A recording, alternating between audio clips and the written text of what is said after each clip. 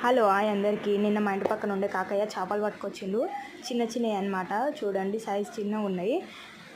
వీటిని పచ్చడి పెట్టుకుంటేనే మంచిగా ఉంటుంది అని చెప్పేసి పల్లి నూనె పోసుకుంటే బాగుంటుంది పచ్చడికి, కానీ నాకు టైంకి దొరకలేదు. సన్ఫ్లవర్ ఆయిల్ పోసుకున్న. మంచిగా ఒక గంట సేపు ఎండబెట్టిన చేపల్ని మంచిగా ఇట్లా నూనెలో వేయించుకొని ఈ కలర్ వచ్చిందాక వేయించుకోవాలి. వేయించుకొని పక్కకు పెట్టుకోవాలి. ఎల్లిపాయలు గుప్పెడన్ని తీసుకొని కచ్చబచ్చ దంచి మనము డీప్ ఫ్రై చేసుకున్నాం కదా చేపలు, అవన్నీ తీసేసి అదే నూనె వేడిగా ఉన్నప్పుడు ఎల్లిపాయలు వేసుకోవాలి. ఒక మిర్చి వేసుకోవాలి టేస్ట్ కోసము. 2 స్పూన్ల ఉప్పు.